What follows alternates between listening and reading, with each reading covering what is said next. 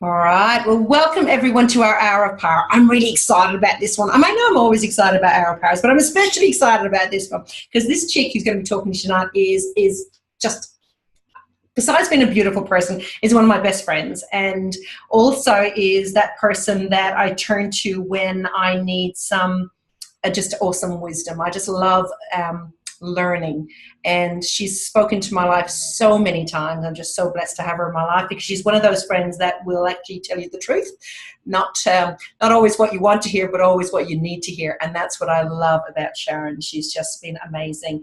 And I was trying to think, it's about 10 years, I think, since we kind of first met. It's been a fair while. We've done a lot It of life has. together. Yeah, that's what I was kind of thinking. It's been, we've done a lot in that time, haven't we? Yeah, we have. We've done a lot in that time. But Sharon is involved with so many different things. First and foremost, I actually came across Sharon as my pastor, and that we kind of got to know as I was hanging out at the Tilray Centre and got to know there. And then that quickly developed into much more of a friendship as well as that pastor role in my life as well.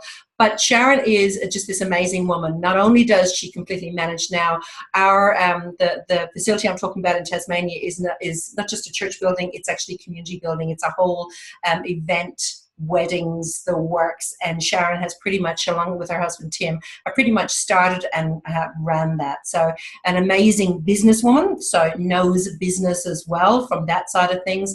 Amazing heart for people, so has this beautiful combination of where those two things come together.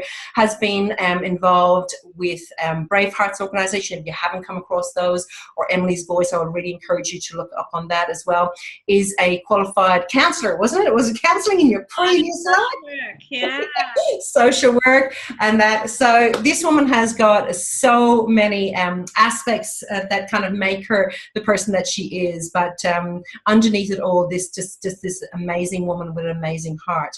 And so today she's going to be talking to you around kind of really reaching into your soul. And it's different for everybody. I know those of you who've been on my coaching calls talk about, when I talk about the quadrant that I use, that health and well-being, relationships, spirituality, soul time, and career and well-being with that fun in the middle. We look at that coaching model, and we know that, like, if we are really honest with ourselves, we've got to have something going on in all areas. So Sharon's going to talk to us about that today, about, for me, she's the person that I talk to when I know that things are just not right in my soul, just things are not just 100% there. And so she always brings such clarity and wisdom to the table. So I'm thrilled to be able to share her with you guys today. So I'm going to hand it over to you, beautiful lady. I'm going to make you I'm going to pinpoint you so they can be looking at you. Here we go. Oh, really? Thank you. There we go. Awesome. So we should be able to see, and I think if you share your screen, then if you want to share some screen at one stage, you can do that too. Yep. I've got tech support here. My husband's helping me do this because I'm not great at technology. When we built the Tilray Centre and we put in all the sound system, they said, if Mum can figure out how to use it, we know we've idiot-proofed it. So... Awesome.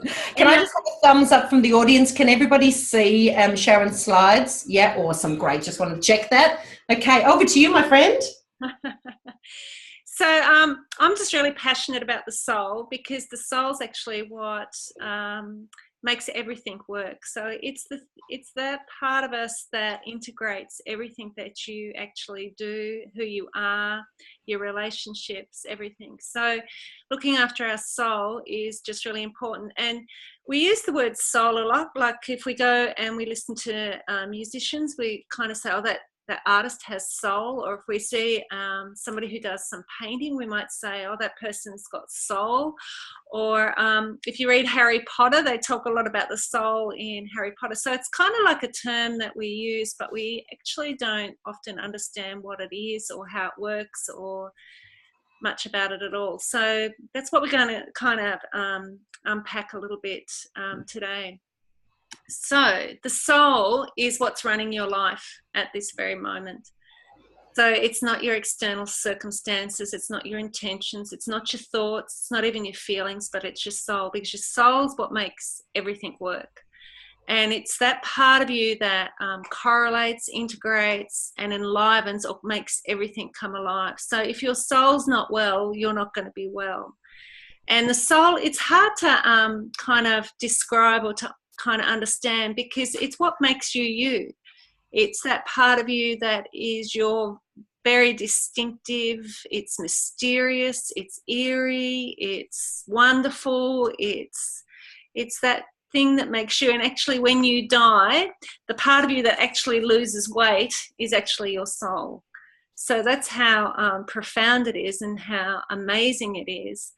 And we don't want people to lose their soul, because it's the most precious thing about you. It's the most unique thing about you. It's what makes you so different. It's what makes you sacred.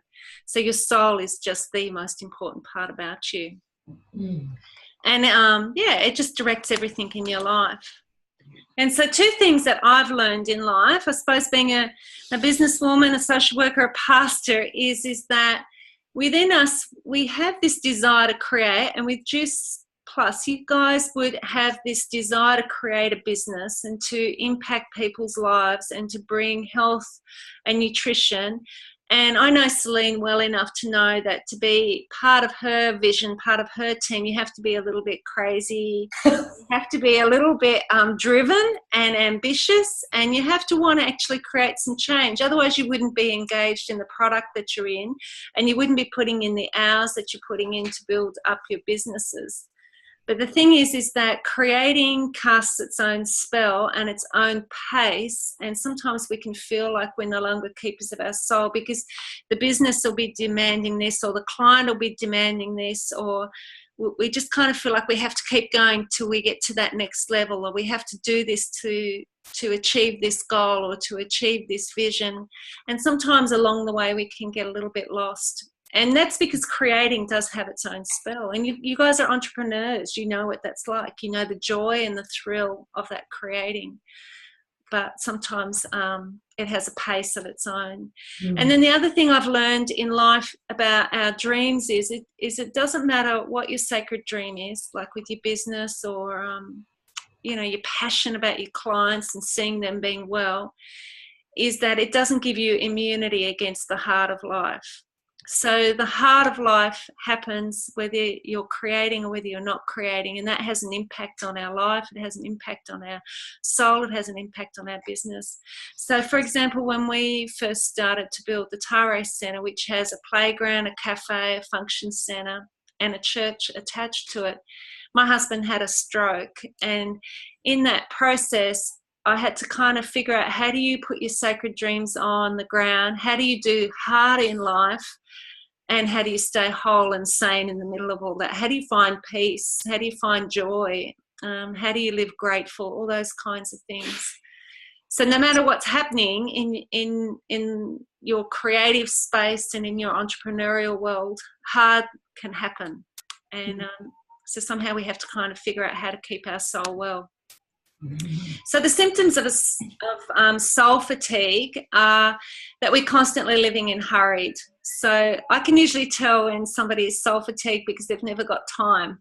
So they've never got time for coffee, never got time to go for a walk. When you're around them, you kind of feel like they're just hurried all the time and they haven't got time. They're always late for something. Another one is people's character flaws can become major issues. So, for example, for me, on the ground in our business, I get really annoyed when the staff put tissues or pens in the aprons, and then they put it in the wash, or they put aprons in with towels and you get fluff all over the place. When I'm fatigued, those issues all of a sudden have become big issues, not what they are. They're just a tissue issue. It's not a major issue. But when we're actually soul fatigued, the little issues become big issues. So our husband's eating patterns, or I don't know, driving you nuts, I don't know. The other one is decisions can become really difficult. So, for example, my husband would often ask me when I was soul fatigued if I wanted to go to Shearwater, to our holiday place, and I was incapable of making a decision. I would hum and ha all week, kind of going, oh, I don't know if I can, I don't know if I want to, don't know rather than just being able to make a decision yes or no.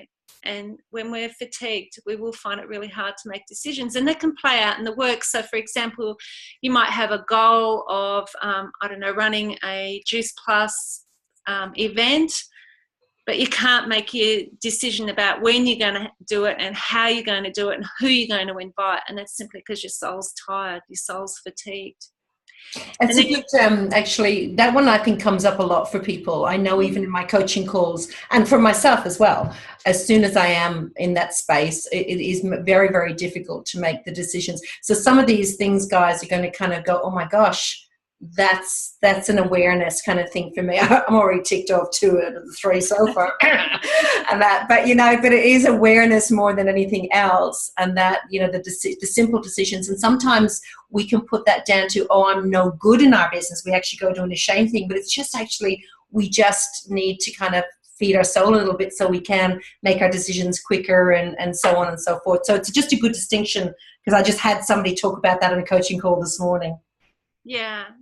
And that's where the courage comes in, because courage can be hard. So it's very hard to have the courage to put yourself out there in an entrepreneurial sense when your soul is fatigued. Because the amount of energy that it takes to create a business, to knock on doors, to invite, like just the sheer getting an invitation out, say to an event that you're having, or to talk about a product. I mean, that takes enormous amounts of energy and courage to do that. But when you're fatigued, it's just really hard. So you'll find 100 things to put that decision off, or to not make that event happen, or to not find that entrepreneurial spirit that you need to create that new market. Does that kind of make sense? Totally. Absolutely. Yep. I think we're already getting some comments here in that. Thank you, Tash. You can never make a yes or no answer in that. Yeah. Yeah. And then another symptom of soul fatigue is like being able to control your impulses, like eating or drinking. So for example, when we were building the Tara Centre, I was running 6K a week, but I put on weight, and it was simply because I found it really hard to control eating. So it was fine up until about 1 o'clock, 2 o'clock in the afternoon, and then because your mind is actually stronger than your will, and you're tired, your will just can't sustain saying no. So you just give in, and you just kind of go, oh, well, I'll just have, I don't know, whatever it is, you just eat something that you shouldn't eat. For me, it was probably a scone, jam and cream, something like that. Yeah. But it just gets really hard to control those impulses when you're tired. We were just having that conversation just with the travel and whatever like that again. That's one area where I know that the will kind of thing just goes by the wayside kind of thing. Again, it's awareness. I think it's important.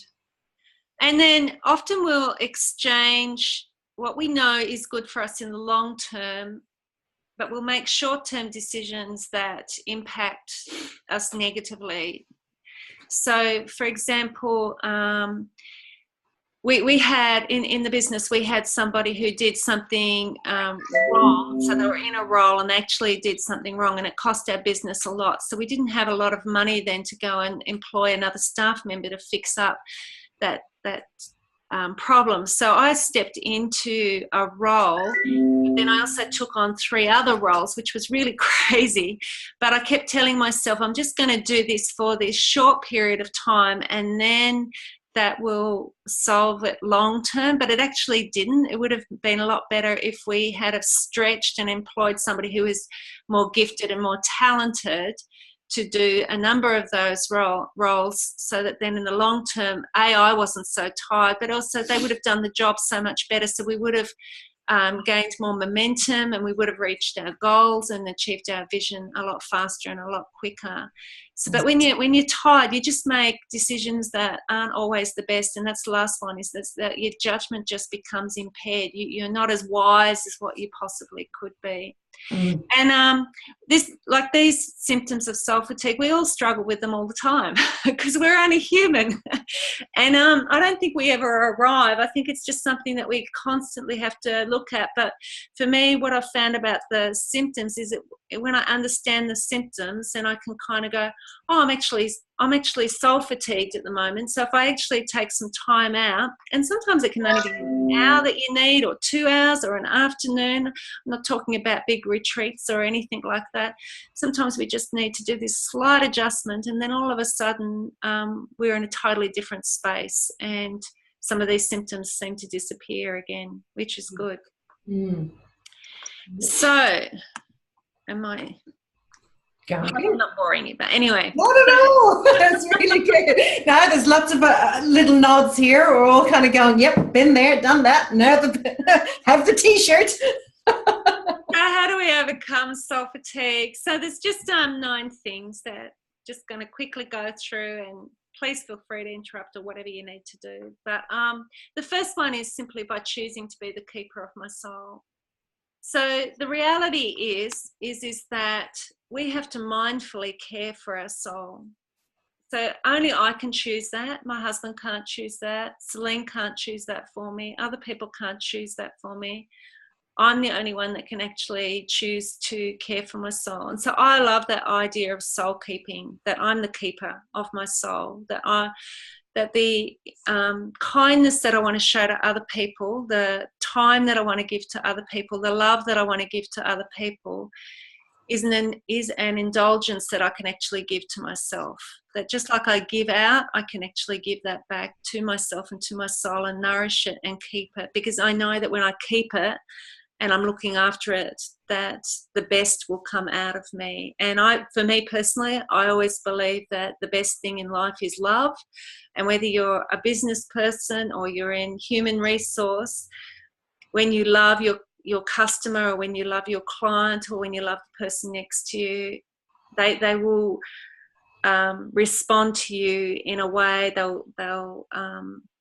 You'll enter into this deep relationship, and it will affect things like sales. It'll affect your business. It'll affect a lot of things, because it'll just come from that heart and that soul place. So it's just so important.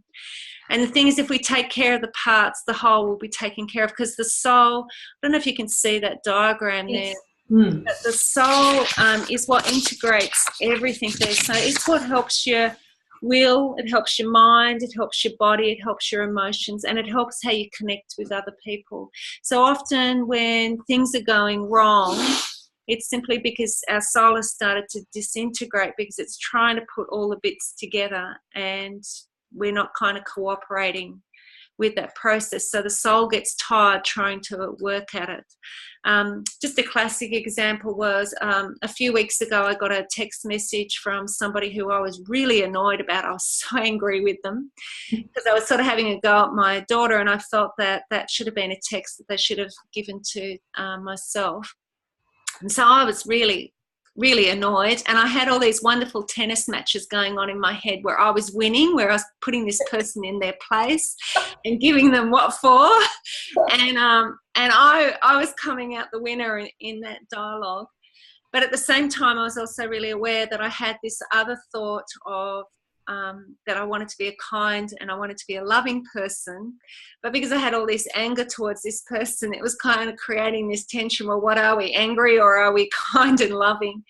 And so for me, I had to work through forgiving that person, trying to reconcile with that person, and trying to work through the issue with that person so that then my whole being could be integrated. But when we're going through that kind of inner conflict, it creates a fatigue, it creates a tiredness, because our soul's kind of trying to bring wholeness to us. It's trying to bring integration to us. Does that make sense? Totally. Actually, it was just funny. I had a tennis match on Friday in my head. Yeah, and it is, when you say it like that, though, it actually makes even more sense, because the soul would have been working really hard to try and kind of balance everything out, and then everything else does fall apart. Yeah, that's quite actually interesting. Yeah, because the soul also wants to make sure that you have great relationships with other people. So like for me, for a while there, I was choosing unforgiveness. So I was choosing, and we choose that in our will. So I choose in my will that I'm going to be unforgiving. But my mind, my thinking is saying, but you want to be a loving, kind person. So my will and my mind are at loggerheads with each other, and the soul's kind of trying to bring it all back into integration with each other. And then where we see it, that it plays out in our bodies, doesn't it? Because yeah, because you carry it in your back and you feel it in your stomach and you get headaches and yeah. So it's hard. But I can choose to be the keeper of my soul, so I can choose to help my soul through that process and kind of work out, well, which one do I actually want to be? You know, how do I want to process things? How do I want to keep myself well? So yeah, that's about taking responsibility and being mindful. The other thing that our soul needs is that it needs a center. So without a center, we will have difficulty making decisions. So the soul doesn't cope well when we're double-minded. You know how some people want 100 things all at once and you just can't have everything all at once? So the soul without a center can feel constantly vulnerable to people and circumstances. So you can feel fearful, anxious, exposed if you don't know what your center is. And your center is about your values. It's about knowing who you are and what you are. And if we don't know who we are, we'll just feel vulnerable. So there's two parts to us. There's the external world and then there's the inner world, and our inner world needs to have a center. And if you don't have that center, you'll constantly fill your life with externals to try and ignore what's happening internally. But when you've got a really strong internal world, it's an amazing place to live from, because you don't live so much from fear or anxiety. You live more from love and security and contentment, those kinds of things, because you know who you are and you're content and you're happy with who you are.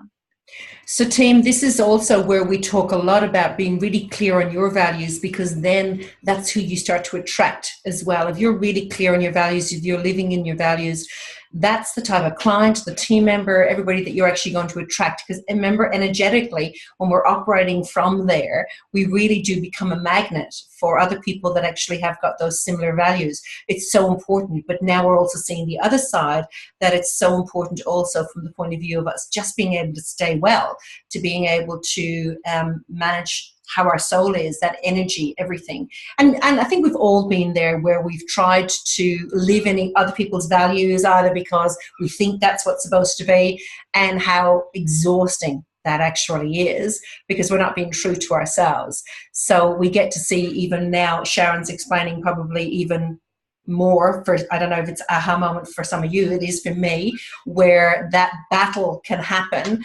So from a personal perspective, we're not going to feel whole because, you know, we're not living in congruence with our values. And then also from a business perspective, we're not going to attract those people to us as well. And so you've all probably had team members or customers where, you know, that you've attracted them because they're not in your value set for whatever reason, and you butt heads. They're the ones that there's always an issue with. You don't know what it is, but there just seems to be an issue, and so that's a real aha moment there. I think too, also from the sales perspective, because I mean, you guys are all sales people, and I mean, you have to work through vulnerability to be a good salesperson, because you have to be able to come at being able to sell from a wholehearted viewpoint. And so if you try to copy somebody else's style in sales rather than your own style and being your own self, and that can be you can just feel so exposed and so vulnerable and a failure and all those kinds of things. Whereas once you kind of know what your style is, you can just be yourself and be content in that sort of style, and then that way you're not quite so vulnerable to other people or circumstances. Definitely. And our soul needs to know that we have a future. It needs to always know that there's a tomorrow. We just can't cope without a tomorrow. And sometimes I think the hardest thing in business is when you don't hit those sales goals, or when things don't quite go the way that you thought they would go. You can feel very vulnerable and you can feel very fatigued, and you can kind of wonder what it's going. And that's because your soul's actually needing to know that it has got a future. And so sometimes we just have to reframe what that future looks like, or break it down into smaller, more tangible, realistic kind of goals rather than big ones, because we don't ever want to get into that space of heading down the depression route, because, you know, depression is often about a lack of a future and a lack of being able to see that there's a future. But if we're keeping our soul, then part of it is always keeping a future there, always trying to reframe things so that then we can see that there is a tomorrow, there is a future. We have achieved this. And I find girls very hard on themselves. We're very hard at minimizing our achievements, and we can sometimes set ourselves really unrealistic achievements and irrational timeframes to get those achievements, whereas sometimes when we reframe what's actually happened in a day, we can go, oh, wow, you know what, today I signed up one new client and this means their life is actually going to change. They're actually going to be better nutritionally. Celebrating those small wins.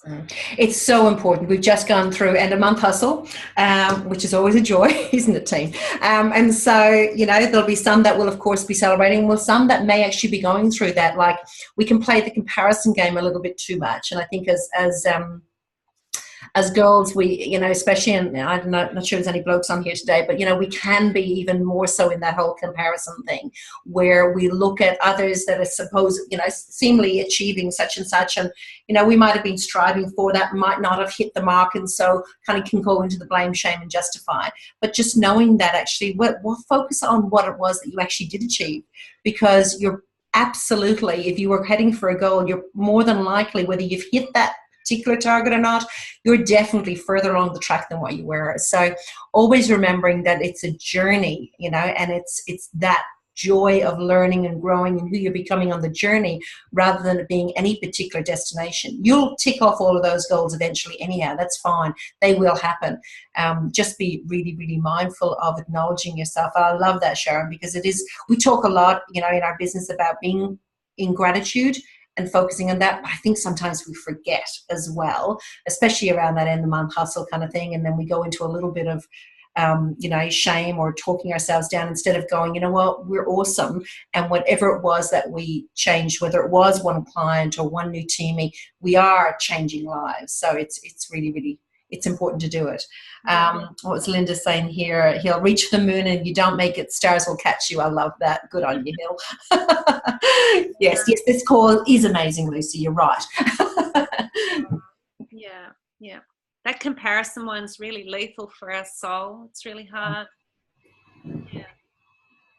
The next one is positioning myself to receive blessings. So this is a really interesting one, because we can't actually bless ourselves. So what I mean by blessing here is I mean something more than just saying positive things about ourselves. So as a social worker, I often wondered why, if I encouraged a client, say, to stand in front of the mirror and say, I am valuable or I am worth, why it didn't impact them and change them the same as if I stood in front of them and I looked them in the eye and I told them that they were awesome, that they were wonderful, and that they were amazing.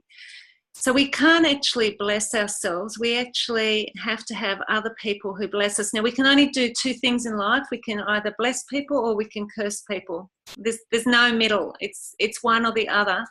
And we've all experienced the impact of cursing. Like, even if you're just driving along and somebody honks the horn at you, automatically we all, you know, we have a reaction to that. Or if we're in the supermarket and we go to the checkout, and then all of a sudden some other crazy woman comes and knocks us out of the way and pushes in. I mean, those kinds of behaviours, they're not nice behaviours. Or I'm sure we've all been in workplaces where people have been cruel and unkind, and we feel that deep down on the inside of us, and we try to brush it off and we try to tell that it doesn't matter. But you see, it goes into our soul and it impacts our soul. So we can't bless ourselves. We need other people to bless us. And that's where your Juicy Crew team, you know, the way in which you meet together, the way in which you inspire one another, the way in which you encourage. And also, if you're a leader who is encouraging others down below you, it is so important what you say to the people and what you call out in the people that are under you, because their soul will blossom if you intentionally bless them. So blessing is an art form. Sometimes I think that you almost have to tackle people to the ground these days because they're so hurried and so busy, to actually bless them, to actually get them to the floor and actually just tell them the truth about what you see and the amazing things about who they are. So not just what they're achieving task-wise, but their character, who they are as a person. And their soul will blossom and flourish, and in that they will achieve far, far more because they're more together. You've called things out that maybe they didn't even know was inside of them. You see potential in them that they haven't seen. That's beautiful, because I think that so resonates within our with our teams. Like, you know, that's one of the things that it's about raising other people up. So, you know, we often talk about, you know, focusing on what we're grateful for today, but what if we were also to look on it, you know, and what am I grateful for today, and who can I bless today intentionally, rather than just by accident, but actually making that part of our mantra of intentionally blessing people. Yeah, I did this with a group of women recently where I just went around and I intentionally blessed them, and it was about their being. Some of it had to do with their doing, you know, as women. And at the end of the session, there just wasn't a dry eye. And for some of those women, some of them were in their 60s, and it was the first time they had ever felt truly, truly blessed. Like they had been encouraged, but blessing's deeper than just encouragement. Blessing is being able to see something in the core of someone and being able to actually call that out and say, it's just so amazing. I'm so glad that you're here. Because when you speak to the soul, see, every person's soul's different. There'll only ever be one of you on planet Earth, ever. And so when we can actually see one another's souls, and then if we can call out what we see in one another, it's incredibly powerful. And at the moment, I think our world needs it. Yes, amen to that.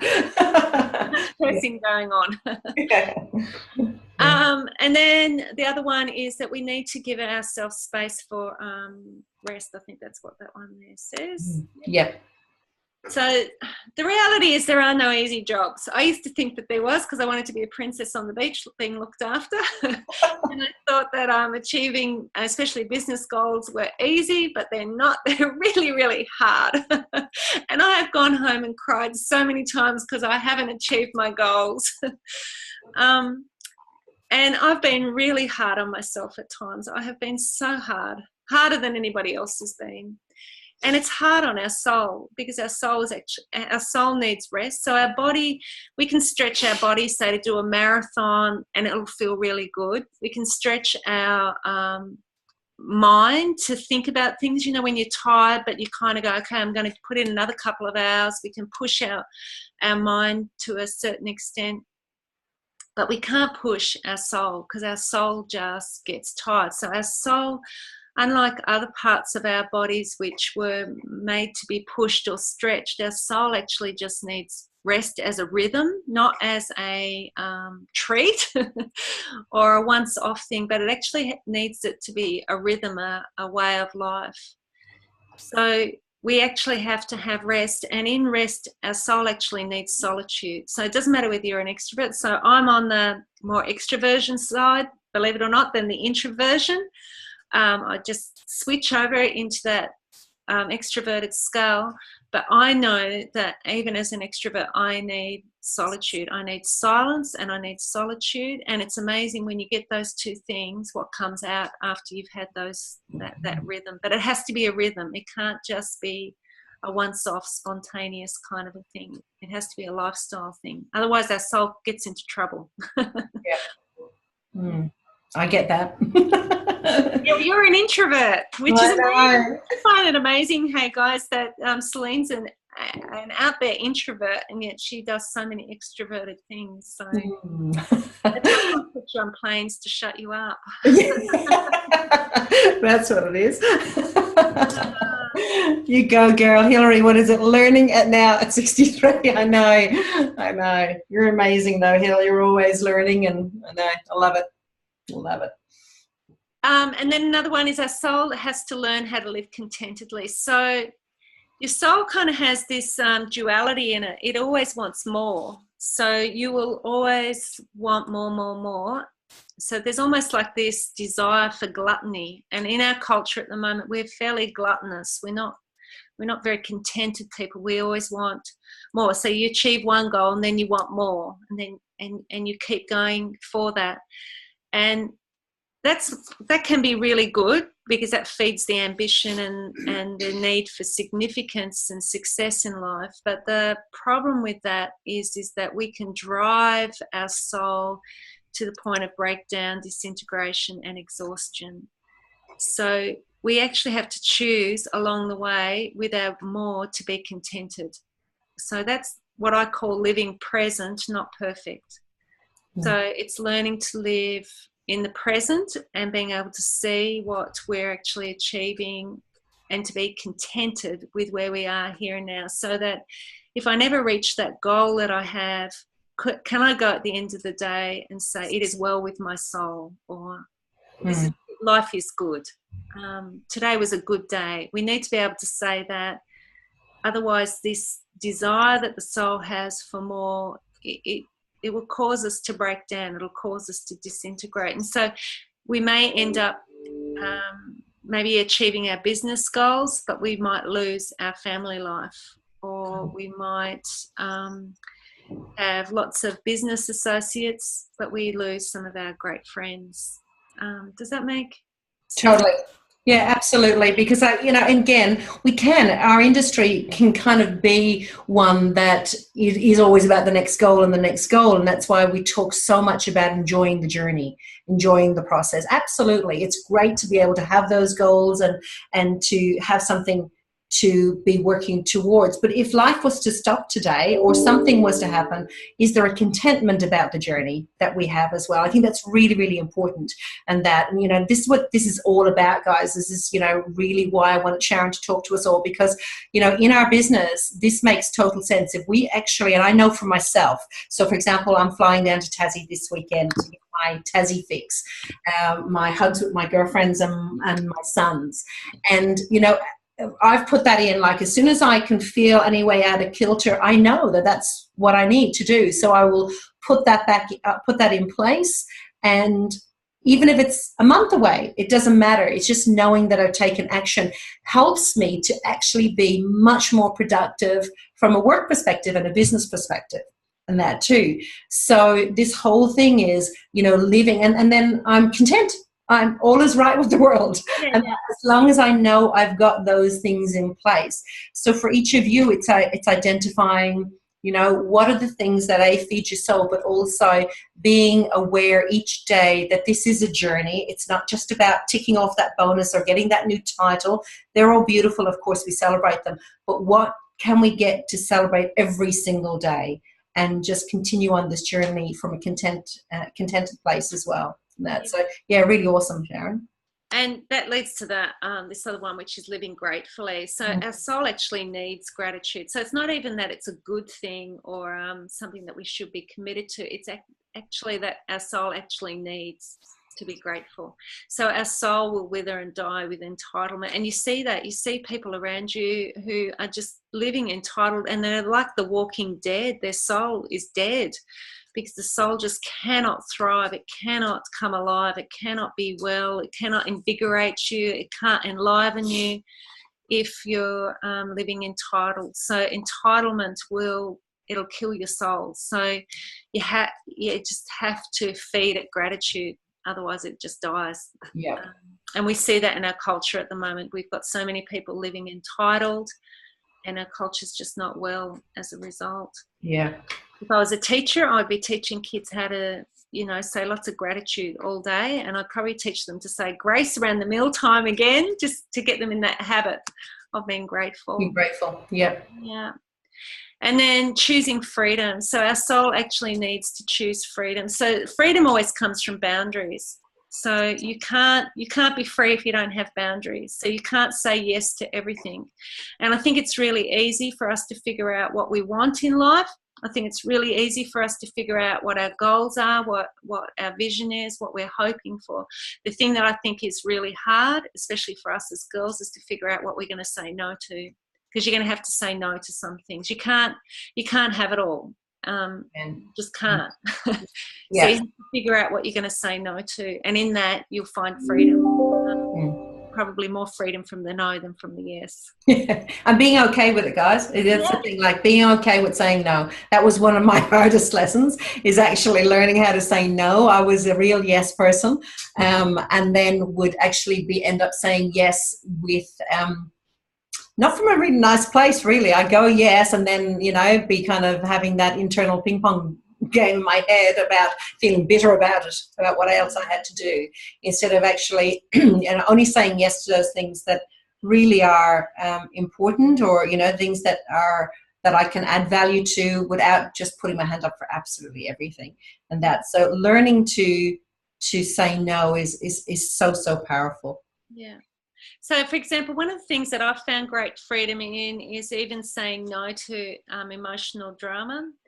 So, for example, I had a situation at the weekend with one of my chefs, and I had his wife say, "You're not emotionally upset about this. You should be upset about this." And for me, it was like, well, I choose not to be upset about this. I choose not to get emotionally upset. This is the strategy. This is what we're going to do. This is how we're going to solve the problem. I'm speaking plainly and simply, but I just choose not to get emotionally caught up in all that drama. So work on that emotional level as well. And then another one is friendship with the sacred. So I actually believe that our soul was actually made for a connection with the spiritual, that it's really hard for our soul to operate without a connection to the spiritual, because not everything in life can be solved, not everything in life can be fixed, but everything can be attended to. So the way I find this works is that when my soul is overloaded, and I can go to the sacred and I can kind of say, this is really awful. I hate this. This is just too heavy. This is just too painful. And I'm honest about that. Then I find somehow in that process, the sacred takes part of the burden and works on my soul and in my life in ways that I couldn't imagine. So I think our soul was made for the sacred, and we need a little bit of help from up above, whatever that looks like for you. Yeah, let go and let God. Yeah. There are some days I just go, it's over to you. Yeah. I'm tapping out. It's over to you. Yeah, no. Most definitely. So for me, looking after our soul isn't easy. Like, none of this is easy. Like, it sounds easy and it makes common sense. And when I first started putting it together and understanding the soul and unpacking what it was all about, I had all these aha moments, but they weren't aha moments, because I kind of went, I already know this, I'm aware of this, but actually implementing it is really, really hard. It's not easy, and it's just practice and training, and sometimes you get it right and sometimes you don't. But if you don't even have a crack at it, then you don't get to experience the life that comes from a well soul. And when we're alive, things like peace and joy and gentleness and self-control and love expand in a well soul, whereas they tend to shrivel and die in a soul that's not well. Yeah. Stacey says, yes, implementing is hard. I'm with you, girl. And that, and actually it was funny, and Sharon helped me through this, because I used to beat myself up on the fact that I felt like I was failing at implementing some of this stuff, and that by virtue of just practicing, I'm getting better. Certainly nowhere near perfect, and that's a journey. Well, it's also hard because sometimes we can compare ourselves with contemplative kind of people who don't achieve anything. Like, it's easy to do this stuff when you're a sloth. Let's be honest. But when you're driven and you're ambitious and you want to create and you're entrepreneurial, this stuff's really hard because you somehow have to balance it. Whereas somebody who doesn't try anything in life doesn't have to grapple with anything. Like, it's true. That's the problem. Yeah. No, amen to that. So just some practical things in terms of how I can help is, if you ever want mentoring, then that's something that I can offer. I never start with what you do, because I'm not a coach. I think that there are some amazing coaches that I can refer to.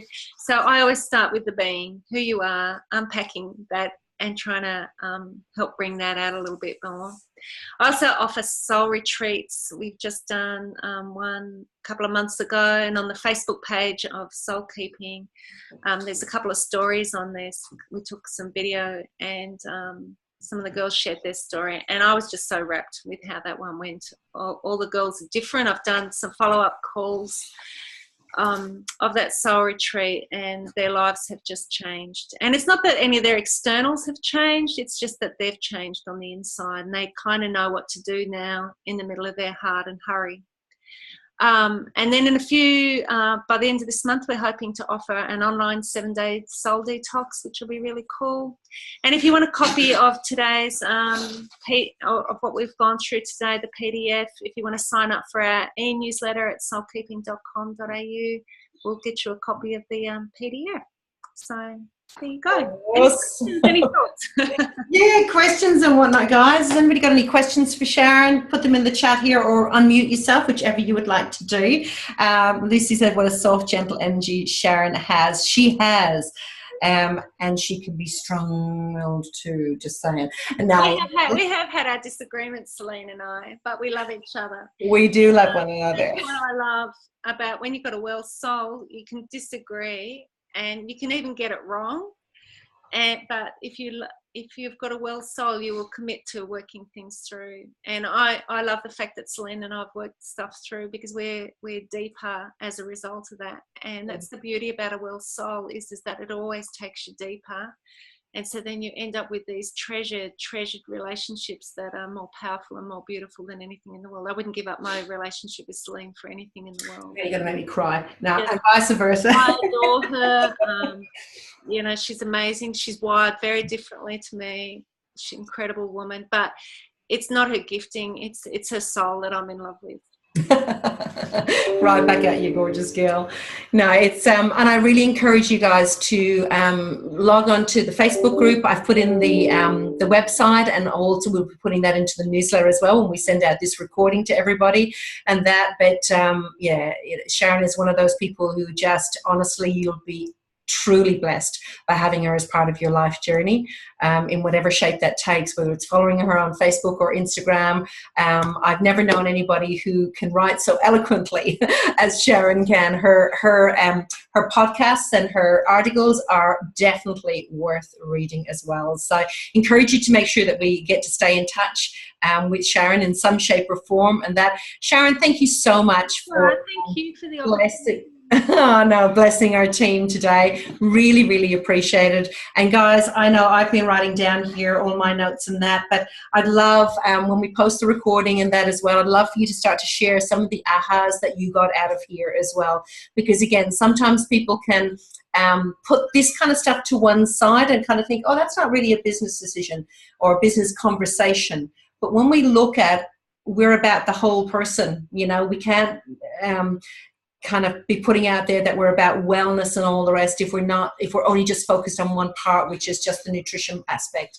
You know, we want to be able to bless each other and ourselves in ways in which is about the whole person. And that's what this is. When we're more in tune with what's going on with our soul, what's going on with our health and all the rest, we can be even a bigger impact in the world. And that's our, you know, my wish for each of you, that you impact whoever it is, if that's your family, whether it's a greater impact, whatever it might be. But this today, I know it will definitely have helped in that journey of life. So Sharon, you're gorgeous. I can't wait to have a big squishy hug on the weekend. I have my green tea and you can have your coffee fix.